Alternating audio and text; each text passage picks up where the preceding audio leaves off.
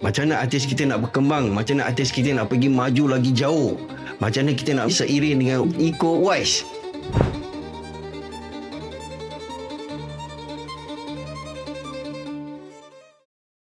Saya bagi awak 3 bulan untuk awak training. Tapi 3 bulan you tak boleh escape, you tak boleh ponteng. You kena solid. 30,000 you training. You say you train tak? Solid kan? Solid? You plan lagi bagus pada you training, betul tak? Betul. So bila you masuk set, you ready tak? Ready? Action, boom, boom, boom, boom, boom. Siap, cut, less, okay, print. Habis. It's a wrap. Bila tengok hasil dia, you puas hati tak? Exactly. Ya. Kita tak ada. Kita tak ada. Training 10 hari. 2 hari je. Betul, sendiri. Minyak sendiri. Makan sendiri. Air sendiri. 10 hari. Hari-hari kau kena datang. Adakah kita demand? Dapat tak? Tak dapat. Tak dapat. So, macam mana artis kita nak berkembang? Macam mana artis kita nak pergi maju lagi jauh? Macam mana kita nak seiring dengan Iko Uwais? Betul. Dia nak jadi international artist dah. Filem The Raid yang second one, yang fight dekat dapur, 3 minggu bro. Shoot scene tu saja.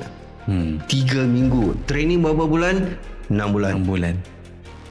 Training 6 bulan, scene tu saja, fight tu saja. 3 minggu. Satu scene 3 minggu. Kalau kita 3 hari abang Seboleh-bolehnya 3 jam kau siap. Orang kita. Bang, hari ni kita nak buat scene fight. Hah? Fight apa? Okay, abang kena fight macam ni. Abang kena fight dengan ni. Abang kena fight. Mana buah dia? Anak. Ai. Ini buah dia. Abang kena ikut ni. Dalam skrip ada tak sebelum tu? Siapa koreograf? Tu. Sampai set tu 1 jam. Pum. Okay, ready. Action. Macam mana tu? Itu belum lagi kalau cedera. Tak ada insurans. Tak ada sok-sok sebagainya. Lutut kanan. Ingat tak kira gangster yang lompat? Ya. Cedera ni. My last scene, my last fight, cedera. Hari tu juga kau kena sembuh.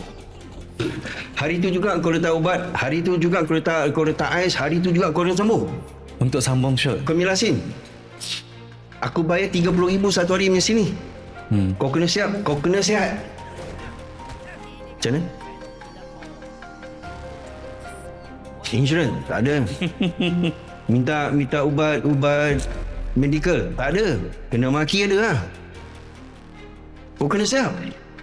Kau kena sembuh. Kau bayangkan kau punya sakit, kau menangis yang tak ada suara. Tak ada air mata. Kau punya tahan sakit macam mana tu? Tutup kau koyak, babe.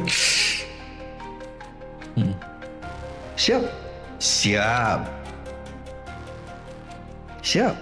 8 jam tunggu, siap. 8 jam kau tunggu lah.